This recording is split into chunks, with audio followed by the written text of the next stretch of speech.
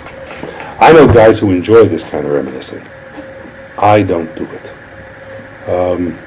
My kids would sit me down every once in a while over the years and say, I just heard about this, and this. Tell us about it. And I realized I hadn't told my kids. So, gradually, I did do a series here. We have a nostalgia night each year. And for about 5 years, I told European stories. Is it recorded or? No. Collect these things. See, you think like an historian. And that's too bad. You sound like Yehuda Bauer in that. That's what Bauer did all the time. Judy was calmer. Now, Yom Kippur 1945, which is enormously unimportant except to me. I was stationed near Regensburg then. There were 2,000 Jews in Regensburg. We had gotten them a building. They had a center. They had a shul. They were organized by Yom Kippur. By Rosh Hashanah Yom Kippur, they were getting UNRWA rations in Regensburg, and it was under control. And they were organized. They had their Jewish community committee already, etc. I decided we'd give them a real break fast. My division was the 4th Armored, which was full of Jews, because it was a New York division. On Rosh Hashanah, I had 1,200 minute services from the division. On Yom Kippur, I had 80. The high point men went home between Rosh Hashanah and Yom Kippur. I lost my whole kehillah. And we didn't know it was coming until some weeks before, but we did know. And we decided that the Jewish guys would get hold of some trucks, and we'd get hold of some food, and we'd take it to the Jews of Regensburg and surprise them with a break fast. So what kind of a menu you could have on the army? The one thing I knew I had to have was herring. Had to have herring. Where can you get herring? You should think all over Europe you could get herring in those days. Nechtik and Tug, you can find herring. So I sent a military cable to one of my chaplain friends in England to send me a barrel of herring. Damned if he didn't. One day in August it arrived on the Munich airstrip. I got a phone call. Chaplain, there's a stinking something for you here on the airstrip. Come and get it. So we put the trailer on the Jeep, and Si and I went down, and it was way at the end of the airstrip in the broiling sun, because it stank. Salt herring. A barrel this high. Thousands of herring. So who cleans them? How do you clean them? The commander of one of my battalions was Harold Cohen, who manufactured shirts in Spartanburg, South Carolina, who was a very close friend of Creighton Abrams, by the way. Creighton Abrams was our CC commander. He was Cohen's boss, and Cohen and Abrams were famous. The Germans thought they were both Jews, by the way, and used to say so on the German radio. Harold Cohen and I weren't particularly good friends. He didn't have much use for chaplains. But when I said to him, Cohen, I need personnel to clean herring. Perfect job for my SS colonels, said he. And he got a bunch of SS colonels in their impeccable gray uniforms. We set them in the courtyard of this factory one day with paper spread all over the place. Each one was given a bowl and a paring knife, and they were told clean herring. They cleaned herring for 12 hours. Cursing, furious. It's a violation of the Geneva Convention, all kinds of, it probably was. But they cleaned all the herring for Yom Kippur. After they had cleaned it all, I told them what it was for and sent them back to the PW cage. We stole enough potatoes to have boiled potatoes for everybody. I got legitimately from the army, for my break fast, I had 1,200 Jews to break fast with, I got 2,400 eggs. That's a lot of eggs, for hard-boiled eggs. And we hard-boiled eggs. I whipped the Red Cross girls into giving me donuts. That's probably the first time in the history of break fasts that donuts were served. But I couldn't get any other starchy food. So we got donuts. We had a menu lined up, and we had a couple of trucks full of this stuff. And I finished Yom Kippur services early with my 80 men in Zal, and we drove into Regensburg, which was 10 miles. Pulled up in front of the center, and some kid, blast him, looked inside and saw food, ran into the shul and said, "Der Herr Chaplain ist gekommen mit Essen." They never davened Nila that day. They came roaring out, and nothing at all. That food was inside the hall. They had themselves ordered. I had paper plates and all the stuff they needed, and I have never seen anything like that in my life. And 80 Americans, they all came in, stood around, and some of them joined the Jewish people for the first time in their life. They saw Jews. 2,000 breaking fast. It was one of those little things that felt big at the time. It was a triumph at that time. There were lots of triumphs like that. Naaser should tell you about the day he broke up a riot in one of the camps. Jews could riot. I never knew Jews to be violent. But Jews can be violent. Jewish displaced persons can be violent. I had a funeral once that took 3 companies of military police to handle because we had a riot at the cemetery. What happened? The brother of the deceased... When did it first happen? This was in maybe October, November, December 1945. Mm-hmm. In Regensburg, there was great tension. A 14-year-old Jewish kid was killed. He was survived by his brother and his uncle. And the funeral was very tight. I had one company of military police for the funeral because we had to walk through the streets. They used the old-fashioned system, and the Germans were curfewed off the streets because who wanted anybody killed? And these Jews were out to kill those Germans because they were sure some German had killed this kid. It's possible some German did kill this kid. Down near the railroad station, which meant black market. So who knew what was going on? We got to the cemetery, and the uncle and the brother got into a fight about how to put the casket in the ground. You rip open the coffin, you don't rip open the coffin, you do this, you don't do that. This was a halachic question? Not halachic, but minhag. They came from 2 different places, 2 different minhagim. And the Jews exploded. I don't remember whether the brother swung on the uncle or the uncle swung on the brother, but all the Jews swung on all the Jews. And while the 3 companies of military police were stopping the riot, Cy and I filled the grave. They never did find out which minhag was used. That was one of those times. I was heartbroken that day. The Jews could riot. The Jews could hit Jews. Never heard of such a thing. It was unbelievable. What else you want to know? What about, were there any other activities in the camp? You mentioned black marketing. What? Yeah, we set up workshops. We set up vocational training. We set up high schools, colleges. We, the camp committee, and I. In other words, there was a camp committee. JDC came in. Yeah. By the time JDC had a lot of, now forget Munich, where there were JDC people early. August, 3 girls and Eli Rock got in there early. There were not the JDC people in all of the American zone of Germany. By the time they did come in, everything was organized. And if they were smart, they picked it up and ran with it. And if they were dumb, they tried to fight it. By and large, they were smart. But remember, by the time JDC sent any number of people in, the Palestinians were in. Wherever the Palestinians were, they ran things. They were trained. They represented Eretz Yisrael. And it was to them that the DPs looked. And the JDC people went along if they were smart.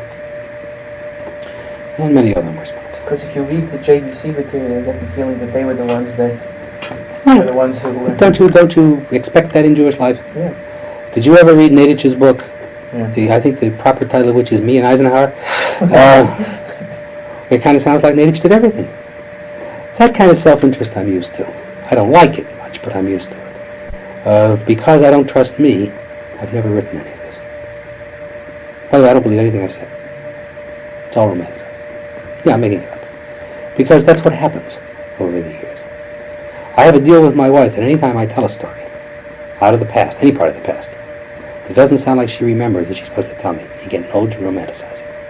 But I don't do that. Mm-hmm. But you do it. It's unavoidable that you do it. I think it's inevitable. So anyhow, what else went on in the camps? We had kids educated. We had adults educated. The men had to have jobs to do, or they would have gone crazy like the Arabs in the Arab refugee camps. We didn't allow that. We had one of the Abteilungen of every camp committee was Arbeit, and everybody had to work. And the Jewish committee saw to it that everybody worked at something or other. It was absolutely essential. So by and large, the camps were pretty well organized. The communities were worse. In the towns where Jews lived, it was unavoidable that they were going to black marketing. It couldn't be helped. Why? They had nothing else to do. Yeah. And we had no controls. We didn't have a geographical center. And who cared about the town committee? You tell me, I should go to work in Gene Lipman's warehouse sorting clothing for my food packages each week, which I'm going to get anyhow, when I can go black market and make a fortune on the Americans. And remember, the black market was an American operation. It was American officers and troops who were getting the stuff on the black market. Why not? Every time I went to court, and this happened several times, where a Jew was being tried for black marketing, I went... By the military court? Sure. Yeah. There weren't any civilian courts. Yeah, right, okay. For displaced persons. No, military courts. Now, we didn't make the transition to civilian until late 47, early 48, when I knew then that I had to get out of Germany. Once German civilians began to take over the right to try Jews in courts, I had to get the hell out. But I didn't get out until Israel became a state, because there were more important things to do. Those last months were great suffering. One could become very anti-American as the Americans turned over power to the Germans. Well, we should get into that also. All right. There were several court-martials of Jews for black marketing. I had myself appointed translator. I was the interpreter. But because I got to know the judges each time, made sure that we met for lunch and we talked, and my pitch was, do you really expect displaced Jews to be more ethical than Americans are? You're running the black market. Don't be sanctimonious with these people. You don't have a right. And sometimes the message got through. No Jew got the full 10 years that the law allowed, for example, in any of the courts that I was in. And sometimes they would give them very light fines. But we had no way of controlling the black market. The Americans had money. They had the most important money there was, cigarettes. And a carton of cigarettes was worth a fortune in the black market. Okay. Do you know Jack the Plumber? No. Okay. What should I know about Jack the Plumber? Just for fun. He was involved in a lot of stealing. Where? So that's important. With Brownie. Oh, that's Browdy's operation. Yeah. See, Browdy operated He didn't tell me. Browdy operated way off in the west. Belgium was Browdy's beat after he got out of Augsburg. He had a great deal to do, I don't know whether he told you this or not, with all the electronics and the electrical supplies that the Haganah used in the War of Independence. Browdy had a lot to do with that. He didn't tell me anything. Ah, the son of a gun. He really should. He got wonderful stories, if he remembers them. See, you're up against memory now.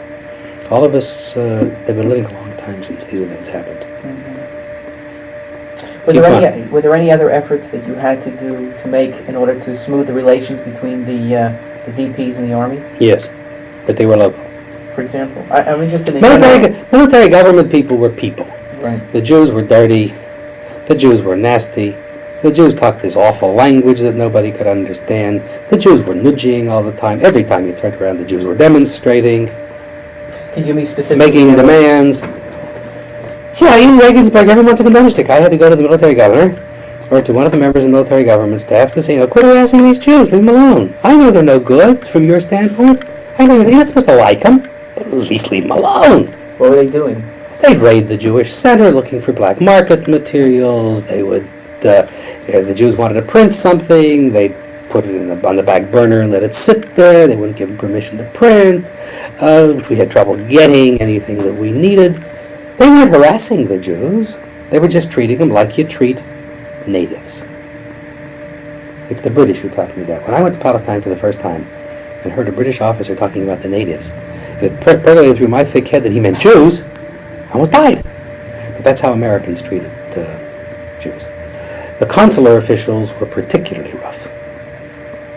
They were not human in dealing with the Jews who were trying to get visas to the United States. And we had to have long talks about this. That was hard, because they're State Department. They were sacred. And that was tough. Some of the military guys were very helpful. Some of them were very military. Boy, if they were going to be GI, we had trouble doing business. Because I wasn't supposed to be doing anything in the first place. So I had trouble with if I went to them for DPs. Travel permits were very difficult. The housing was difficult. Everything was difficult, my God. But remember, the military government, and this is nobody's fault, they had no idea that DPs were a permanent phenomenon. They really believed in their naivete that 8 million people would come out of concentration camps and out of hiding and out of the woods and out of guerrilla groups and quietly go back where they came from. And by God, 6 million of them did. 2 million didn't. Among the 2 million were the Jews. Who didn't? They would go back to Poland. Do you know that the American army really believed that Jews were going to go back to Poland? They had transport all laid on. Their regulations were clear. And they were being very humane. They fed them, they took care of them, they kept them warm, they kept them peaceful, and put them on trains to go back to Poland. Except the last they never did, because no Jews ever went on train to go to Poland. Once they got tough, this is in Klausner's Belgium, and I forget how many hundred Jews, I remember they were Hungarians though, were ordered back to Hungary. And they were going to escort them with rifles. So Abe had to kidnap the Jews by night to get them out of the hands of the American army. He had to move them till they shouldn't be where the Americans wanted them to be. That's pretty dumb. But let it be said that considering that they're imperialists, which they all were, military by nature is imperialistic, they learned relatively well. We had very few tyrants in the military government. They were by and large earnest, nice guys trying to do a job, who had their own troubles. Their German girlfriends were driving them crazy, their own desires in their own way, and some of them were ambitious. If they were regular army, they were in real trouble because they were all colonels from first lieutenants in a year and a half, and how do they keep some rank? I understand that in career terms. And they just have patience for all this stuff. We were obsessed. All I thought about for 2.5 years was DPs. That's an obsession. You should check my pulse right now. Because obsessions don't operate rationally. And we weren't rational. Damn good thing we weren't rational, or 92,000 Jews wouldn't have gotten out, and the Jews who remained wouldn't have been sane. Because had Jews been treated the way UNRWA regulations were set up, the way Army regulations were set up, we would have had mass suicides, and we had practically none. We would have had mass psychosis, we had practically none. Fantastic. Do you know that there wasn't a mental hospital in Germany for Jews? We never had enough Jewish patients to put into a mental hospital. We kept these people hopeful, we kept them alive, we kept them busy. And we moved them often enough. The word got around Germany.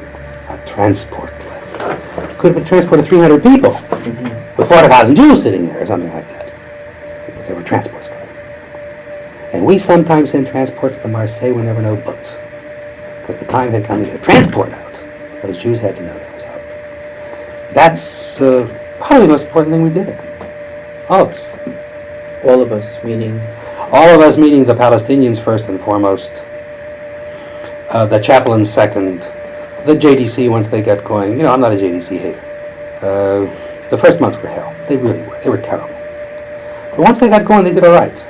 Some of my best friends were JDC haters. In fact, the nearest thing to a girlfriend I had during those first months was a JDC girl who had done. She really was. And I had great admiration for the courage of these people. I loved Seal Weinberg to pieces. She was a great big woman. She was 6 feet tall, built proportion, sweet, round-faced woman, in love with the DP, by the way, for years. Went back to Detroit, made a good marriage, died. So did he. Still was a love, because she cared about those Jews. And I had nothing but simple adoration for her. Seal could do no wrong as far as I was concerned. I would have done anything in the world for that.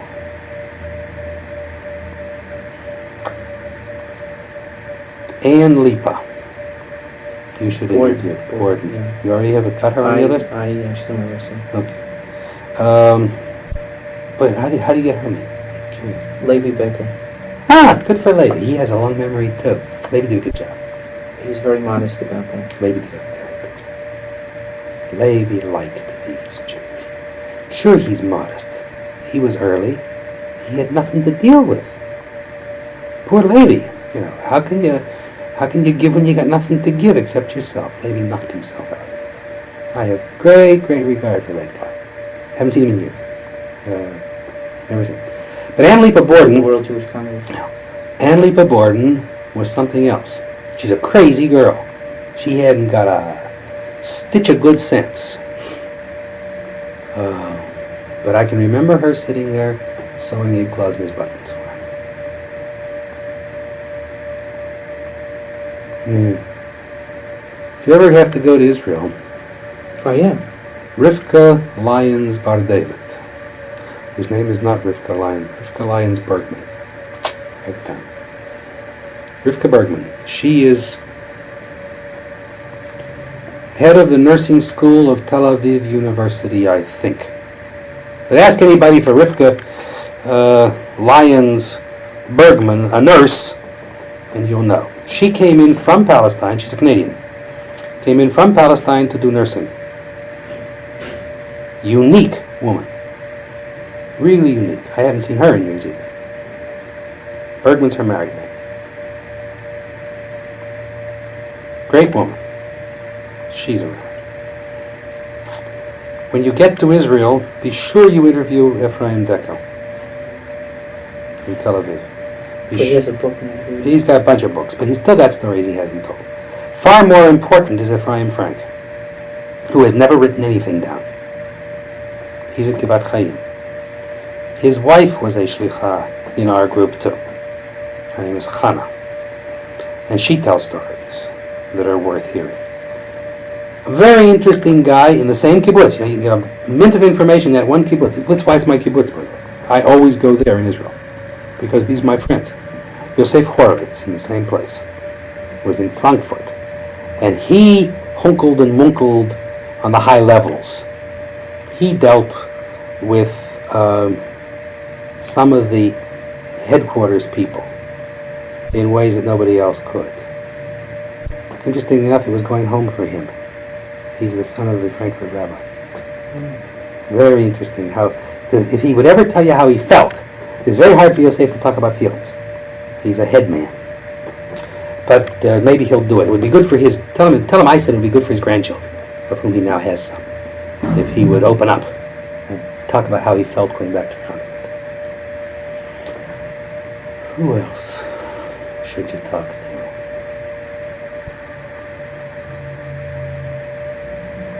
Ask Klausner when you talk to him to give you the names of some of the ex-DPs who live in New York.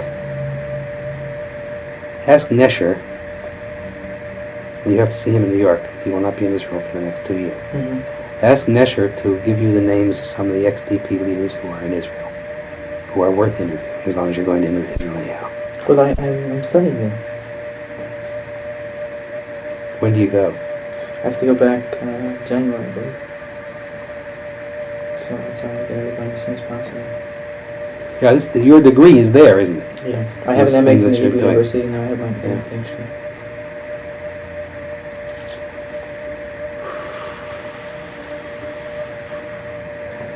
Nesher will save time by giving you the best people to talk to in Who's worked Israel with- on that end, who worked Yeah. with him. Mm-hmm. No, I'm interested in the how they reacted to the chaplains. Remember, this is the story. Ask Nesher to react to chaplains for you.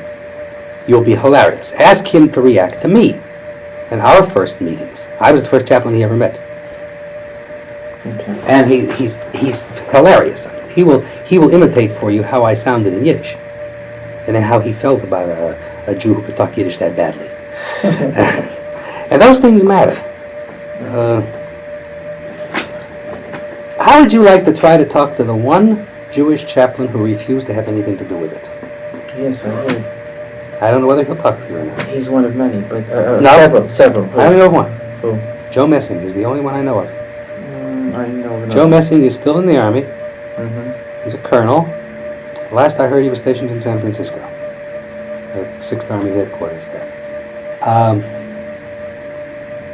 Joe considered it treason for us to do anything but work with American troops. And that's all he did. And he and I, for some reason or other, have never been able to overcome that. And to this day, we have no use for each other. I can understand that, but No, but he feels equally strongly. He has as little use for me as I have for him. We somehow never ever recover from that. But do you name for me another rabbi, and maybe I know that he did something. Yeah, by Jewish DPs is very interesting. the fact that no Americans got They're killed by Jewish DPs. It's almost miraculous. Because I know Jewish DPs who got killed by Jewish DPs. Capos. Mm-hmm. And there wasn't one and there wasn't two. I almost got beat up by my own people in Regensburg when a capo turned up at the Regensburg Jewish Center one day to register into the community and was spotted, and they wanted to kill him on the spot. And my position was he wasn't worth hanging for. Let's turn him over to military government and let them try him as a war criminal. Why should we monkey with him and get in trouble? They were furious at me. I walked out of there with a drawn pistol. We had to carry pistols in Regensburg for almost a year because there were werewolves, by the way. They did exist, and they were operating in our area, and some Americans got killed, including one Jewish officer. Got murdered one night in his bed. They would find isolated houses. Americans who loved to live in houses would live outside town and outside the compound and outside the area, and get all shacked up nice and neat. And this one house burned down one night, and when they finally put out the fire, they discovered that the officers had been murdered.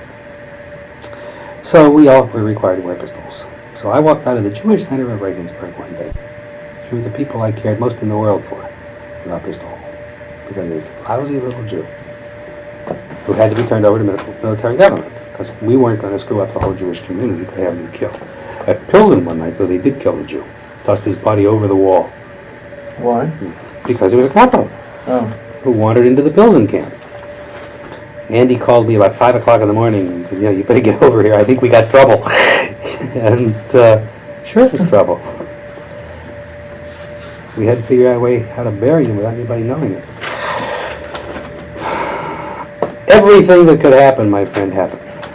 You name it, and we had it. Anyway. Ask Sylvia to tell you the story of her adopted child. Have you talked to her yet? No. She's enormously important. Where? She's in New York. Sylvia Nylander. She lives on Central Park West the last time I saw her. She was working for United Highs. She was head of their women's division. She should have retired. Don't tell her I said she's old enough to retire, but believe me, she's old enough to retire, because I know how old she is. Give her my love. Tell her she's a stinker. I haven't heard from her in a long time. And so she'll say I'm a stinker, because she hasn't heard from me in a long time. Mm-hmm. But she was a unique American among the Americans. If I have to point to the two craziest Americans I knew in Europe, who were therefore the most audacious and the most useful, it would have been Klausner in the first year and Sylvia. Any other stories in that vein? Oh, probably, but you'd have to trigger them by questions. They don't come out spontaneously very easily. It turns this off until you ask a question. There's no point wasting time. No, well, what about the latter part, as a civilian with the IRO? Somebody else you should talk to. Yeah. In New York is a Dr. Marcel Tuckman, Tuchorkman. He's an internist. His wife's name is Shoshana. She was my secretary in Regensburg. Talk to her. Because there you'll get a displaced person who was into this business and get her view of how Rabbi... T-U-C-M-A-N? Or T-U-C-H-M-A-N. Okay. Unless they changed it to a K. I don't really know. It was T-U-C-H, Tuckman. They live in Manhattan. I heard from her not too long ago. She was my secretary in Regensburg. In Regensburg, in Heidelberg. In 47 and 8 when I was a civilian. And she'll describe some of the frustrations and some of the horrendous times when for weeks on end we had nothing to do, waiting for a transport. It was the story of our lives, waiting for that telephone call. I'll tell you a story that I don't know whether I've ever told. It's just a cute story. It's not world-shaking. It's not good for your dissertation, but it's a useful story. It's good for history. Yeah, it is. And I may or may not have told it before. I told you that our telephone in Heidelberg was the telephone which Paris called to transmit messages. Oh, yeah. I always had to be home at 7 o'clock every night except Friday. And a certain number of nights the phone would ring and it would be Paris, and the message would come through in French and Hebrew. And it was coded. And I would call Munich and just transmit it, just the way it was. The voice was always the same. A woman. I did not know her name. I didn't know who she was. I didn't know anything about her. Except she called. 1948, when I came home, I did a 3-month stint for the UJA, full-time speaking. One of the places Henry Montour sent me was Nashville, Tennessee, to open the campaign. And this was a big splash at the country club, and therefore you have to have two speakers, not one, in case one bombs, the other one won't. And the other speaker was a woman from the French resistance named Paulette Opert, O-P-P-E-R-T, whose name is now Fink, F-I-N-K, Paulette Fink of Minneapolis. She and I were sitting and talking. She's a beautiful, very chic French woman whose first husband was killed in resistance, herself had been in resistance, and the more we talk, the more puzzled we get. And we puzzle and we puzzle and we puzzle, and I said, wait a minute, Paulette. I'm about to turn my back on you, and I want you to talk to me in French and Hebrew. She said, why? And I said, because I suspect that you're at the other end of the line, and I'm at the other end of the line. She almost fainted. She was the voice.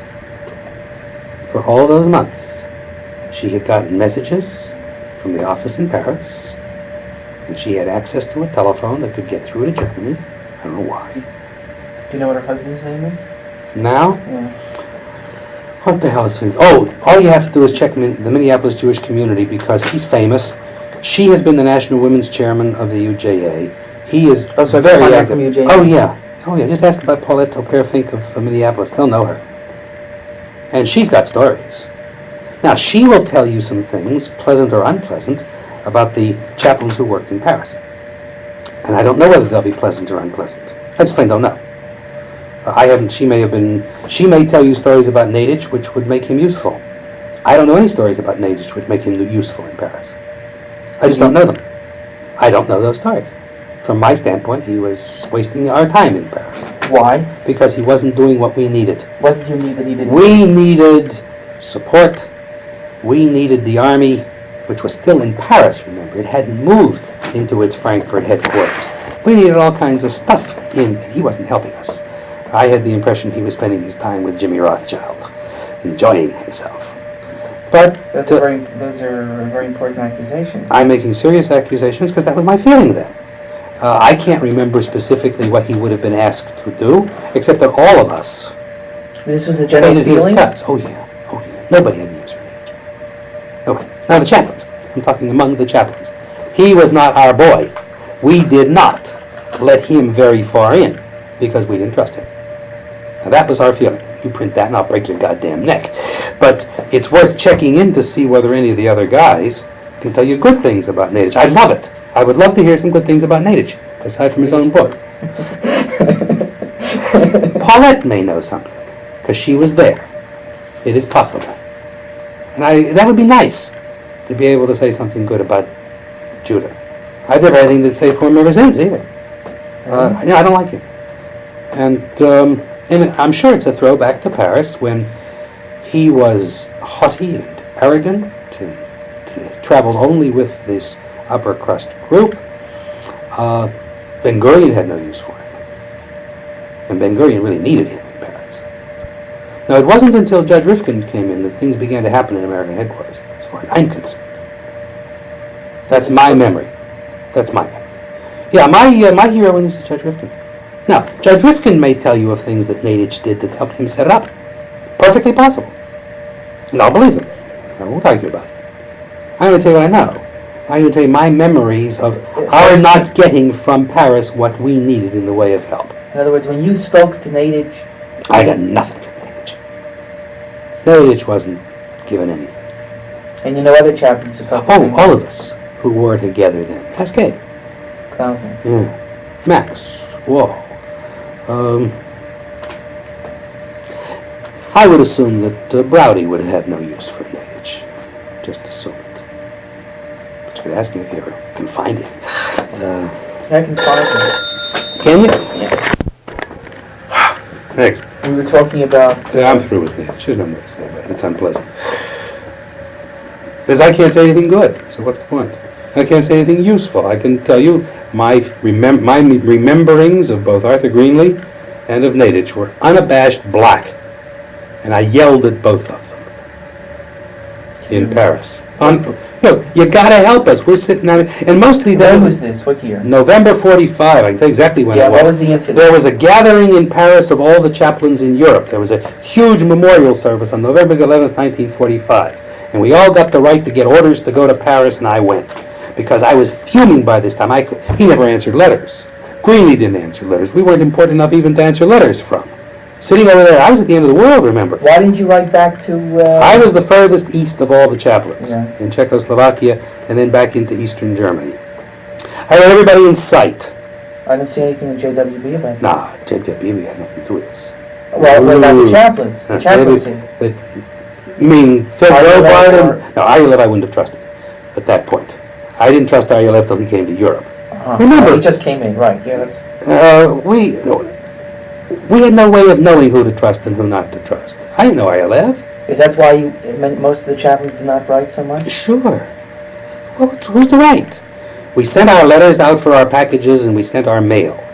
Those of us who were in the Bricha started the Bricha. Remember, it didn't start until December of 45, the organized Bricha. But the movement of Jews out was going on.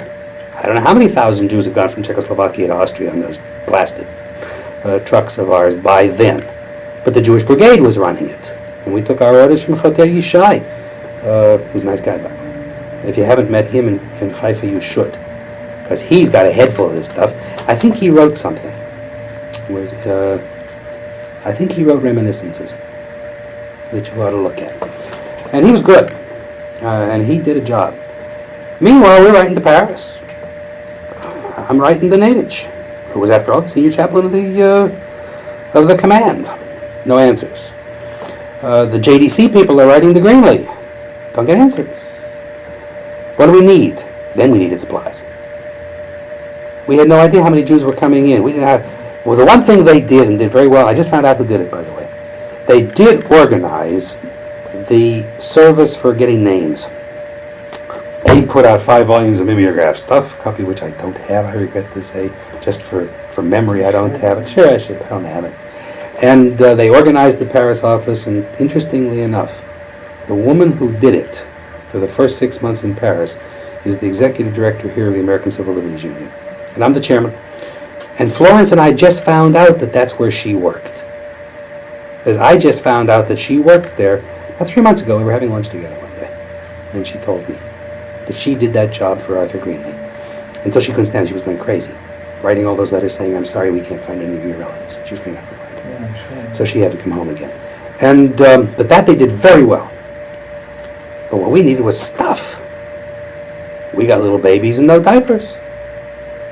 We got people in concentration camp uniforms. We got people in towns who aren't getting fed. And how much food can you steal? So for a week you can steal food, for a month you can steal food, but over the long haul, and we were in for a long haul, and we knew it. And we weren't getting what we needed. And the one thing I didn't need was for Greenlee to tell me it was none of my goddamn business. And then I blew. So that's why, because I saw that you have a couple of letters that you weren't getting material, and that's what I was asking you about before. Okay. We weren't getting. I don't know where my letters are. You mean in JDC files or in... In JDC. Oh, really? in JWB files? Yeah. Did I rewrite letters to JWB? I didn't realize I had done it. Came over. Sam Gordon and Isaac Tobin came over for the JWB. I never did find out what they were doing. Nice guys. Isaac's still a friend of mine. Sam Gordon was my friend until he died. But I didn't know what they were doing. They sat in Paris, and they said all the right things to us. Well, of course we should be getting service. Of course we need. Yes, but so get already. And we didn't get. And what we needed was very elemental. And I got a sneaking suspicion it wouldn't have been so hard for the JWB, for example, to buy $1 million worth of food from all those goddamn depots sitting in the European theater and just give it to us to distribute to Jews. But the line between the military and the DP was carefully held, except in practice. In practice, the military knew they couldn't operate without the chaplains, and they didn't operate without the chaplains. My commanding generals were, by and large, very nice to me. A hell of a lot nicer than I deserved from their standpoint. I never talked to them about DPs. None of my commanders ever talked to me about DPs. Never. When Huebner sent me to England with Sylvia, he had never laid eyes on me. My senior chaplain was willing for me to go. I trusted him. He was my friend. He knew where I was all the time. He helped me, the chief of staff, who was somewhat difficult. The chief of staff had a tough job. He had limited gasoline, and here's this chaplain riding 6,000 miles a month. What the hell's this chaplain doing? And my senior chaplain said, look, you got one Jewish chaplain for all of Czechoslovakia, 5 division and all those 70,000 extra troops. He's got to ride to his boys, lying through his teeth, this proper Presbyterian. Now, he was good. But my commanders didn't know me. They didn't want to know me. Why should they worry about me? They got a chain of command, and they did their job. So I never bothered them. Sylvia believed, and always believed, you start with the general.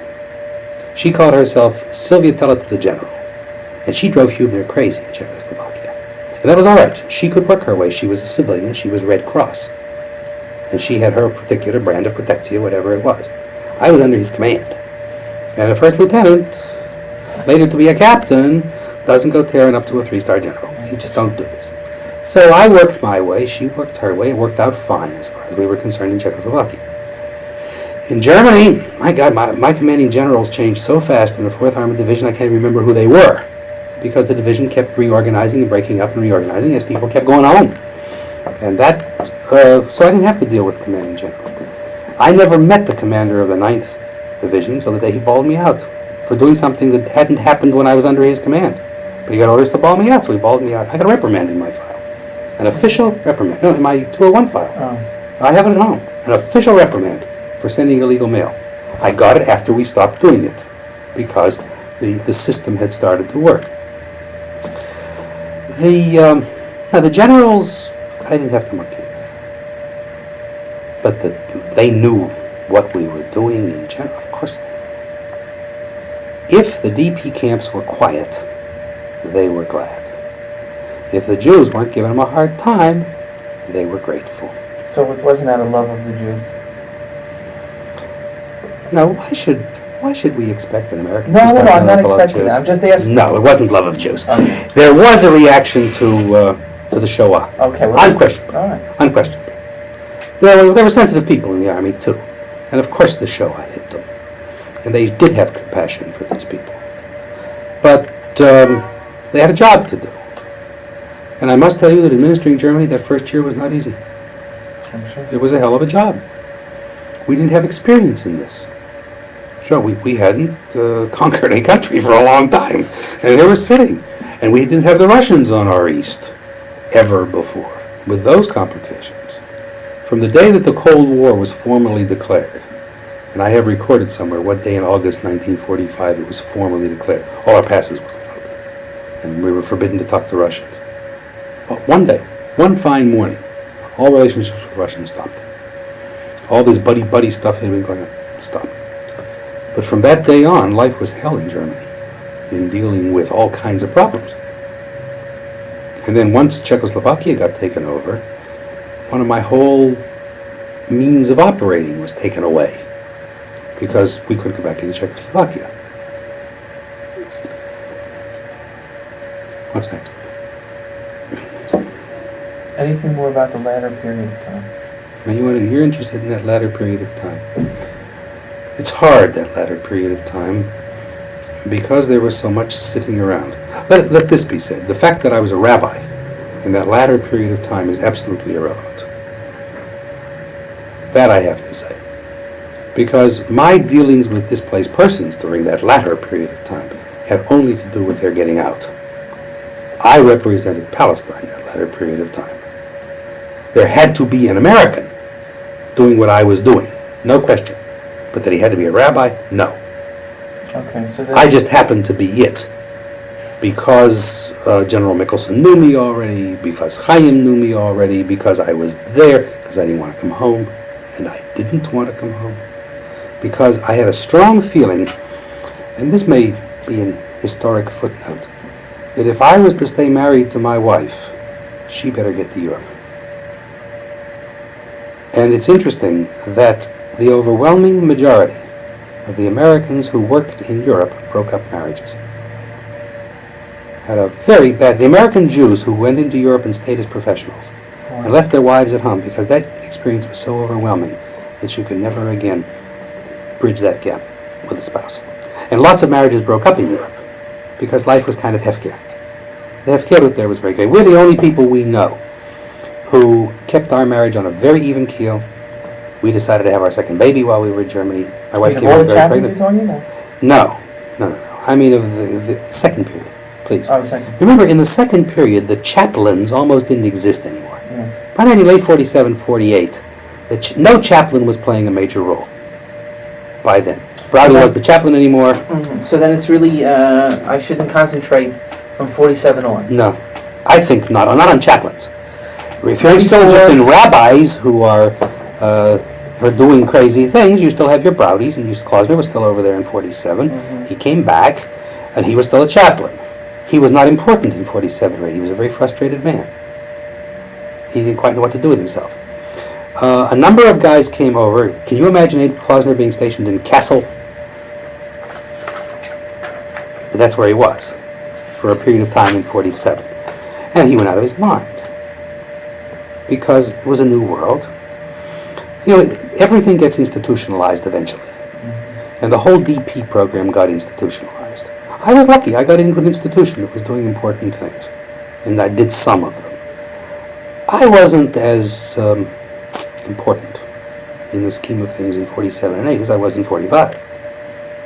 And my being a rabbi was quite irrelevant. In fact, I have a novel, 100 pages of it written, which in my retirement I'm going to finish, about the rabbi in 47 and 8. Myself, of course, dealing with some of these problems and still trying to be a rabbi. In the face of this overwhelming Palestinian onslaught, which includes a set of values that have nothing to do with rabbis. One example. I worried about political party activities in Germany. I thought they were destructive. That all the Zionist parties should be putting out separate publications and demanding separate quotas for the Aliyah bothered me very much. And so once, on my second trip to Palestine, I had a meeting with Ben Gurion. And I said to him, I can't live with this. Let's not do it. And quick as a flash, he said, Yehuda, you're absolutely right. And Shum Safek. And he wrote a petek forbidding all political party activity in Germany. And he handed it to me. And I, great triumph. I felt marvelous. I gave it to Chaim. Straight face. Chaim accepted it. And I found Chaim at a Mapai rally 2 weeks later. They paid no attention to it. And Ben Gurion knew they weren't going to. That's why he wrote it. If he thought they were going to pay attention, he wouldn't have written it. So this kind of conniving, which they understood and I didn't, made it very hard on me as a rabbi. Their utter disregard for Jewish values. I didn't mind our working on Shabbat. I understood why it was important for our transports to leave on Saturday night. Why was it important for our transports to leave on Saturday night? Because the Americans had a minimum guard and they were drunk. So that it was a lot easier to get around the patrols and to go through the guard stations and to do all the things we had to do on Saturday night. No question about it. And Sunday morning there weren't very many Germans in the Black Forest where we always ended up. Sunday morning we had this marvelous picnic area. I might as well tell you that story too in a minute. It was quiet. All the Germans did was go to church. They weren't monkeying around. So that our work was better. That didn't bother me.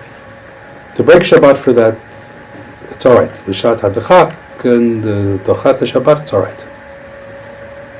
But there were certain major festivals that certain things should happen. I don't think you treat Yom Kippur as routine, really. And when the office was open in Munich on Yom Kippur, I was troubled. When they served lunch in the office in Munich on Yom Kippur, that troubles me. And when they look at me as though I'm crazy when I worry about that, that troubles me. So the rabbi in me had certain matichut that I wouldn't have had I not been a rabbi. And I can't think of a single thing good that happened in 47 and 8 because I was a rabbi in the work that I was doing. Not a single thing. So that, I don't know what that does to your dissertation, but it's an honest thing that I think that you have to keep in mind. All right. This is another sidelight on history that has no great importance except it was lovely. We had to find a place where we could take our transports on Sunday morning to rest. The people were marvelous. They stayed in those trucks and they had to be quiet all night. They couldn't make any noise. And we stopped as little as possible for rest stops during the night. We wanted to get the hell deep in the Black Forest and into the French zone. We had to get out of the American zone as fast as possible. So we sent out scouts to find a place. And they found a place, and then a miracle happened. We found a turnoff in the middle of the Black Forest, where there was a road that went down about a quarter of a mile, and then there was a turnaround, and we came back, and there were just a couple of farms there. And there was a cabin on the side of a hill with a brook at the bottom. Beautiful little cabin. So I went to the cabin, and I knocked on the door, and a lady came to the door, and we began to talk, and I asked her whether I could rent from her some hot water once in a while. But I was with the International Refugee Organization, and we were moving refugees, and we had to have a place for them to rest. And she said, "Are there any Jews among them?" And I said, "There might be." And she said, "If they're Jews, they can come here. I'm not interested in the non-Jews." She was Jewish. She was a Jewish woman who had married a non-Jew. When he was drafted into the army in 1939, she had stayed all that time, like an idiot. They had no children. He was drafted in the army, and his father sent for her. His father lived in that little cabin. His father was a carpenter, as I recall. She went to live with the father. The husband was killed on the Eastern Front. She took care of the father, who died in 1945, 6, something like that. Left her the cabin. She had a widow's pension.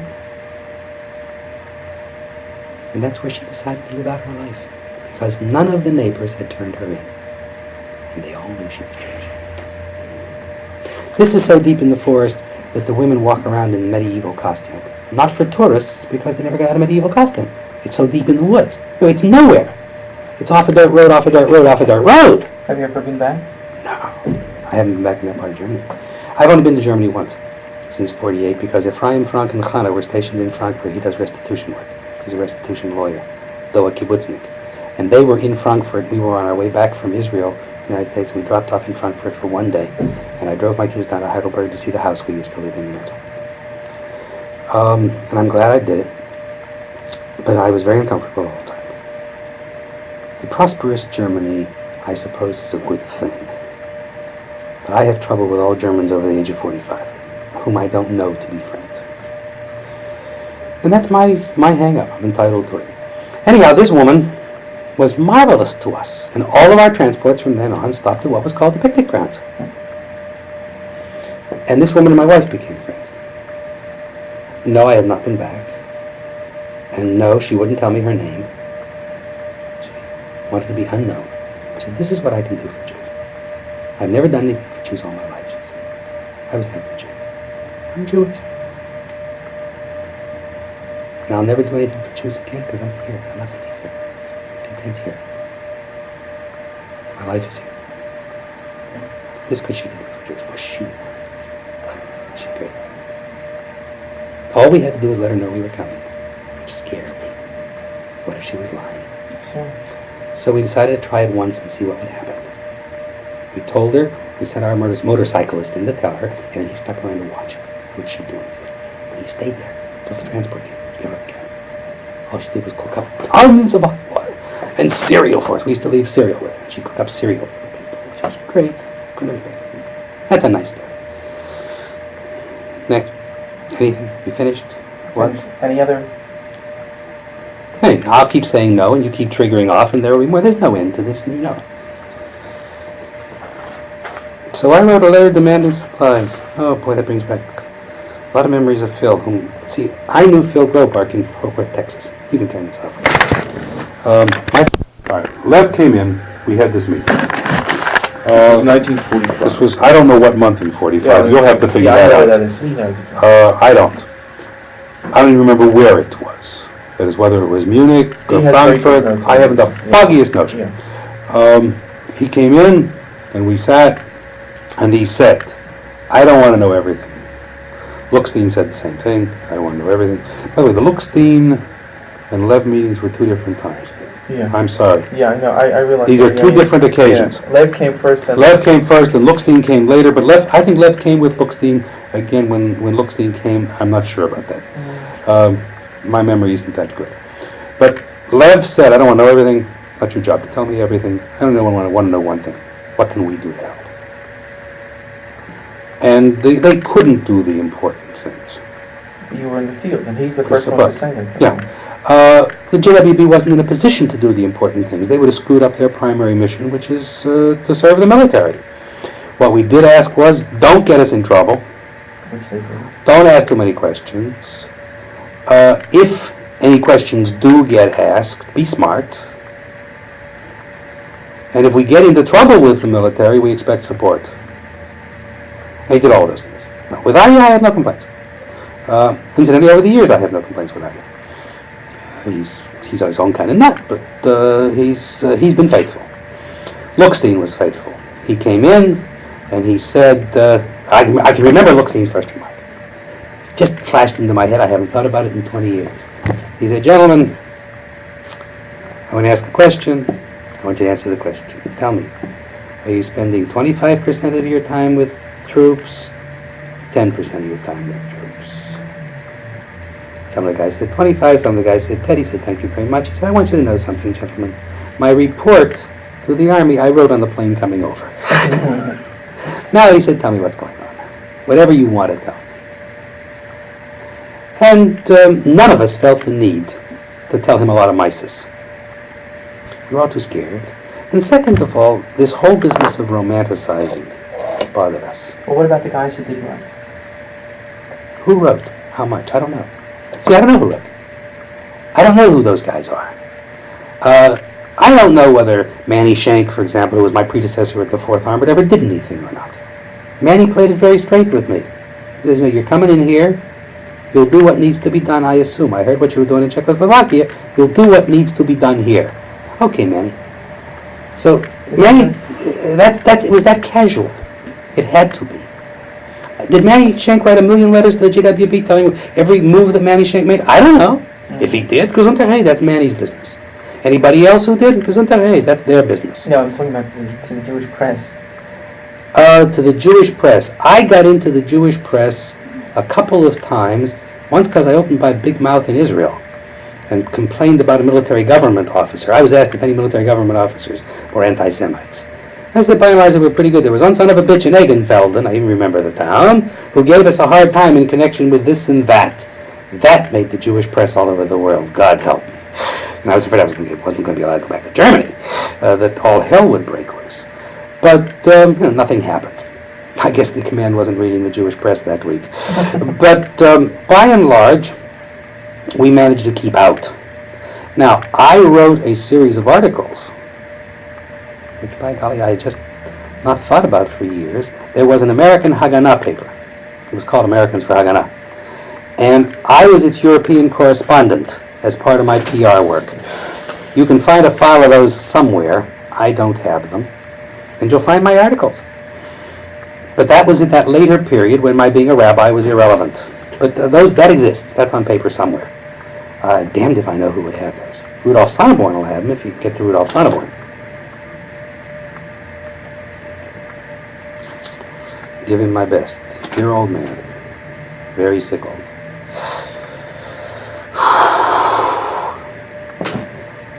So no, it is correct. With the JWB, we did not have any positive trouble, and had we been able to think of more things for them to do, I suspect they would have. They let us give mezuzahs away to DPs. How many mezuzahs we gave away?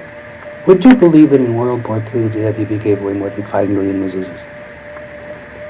There were 5 million Jewish troops. But this became a symbol. It meant something, and we used them. I assume we gave away a lot of more sidurim and talesim and stuff than we indicated the troops. And nobody said it. But those kinds of things, I think, were taken for granted in the JWB. Now, with them, I never had anything to do. So this letter So let it over go. here is with That's Grobman. Grobman. That's not Bernstein, that's Grobman. Yeah. Because it's addressed to, it Yeah, has I to see, do with yeah, right. Bess and the baby and Alexander, Yeah. so that's Grobman. Now, Graubart. Graubart. okay. But, Privacy. What became of privacy? Yeah, a perfect stranger walking around with a letter I wrote to a friend of mine 30 years ago.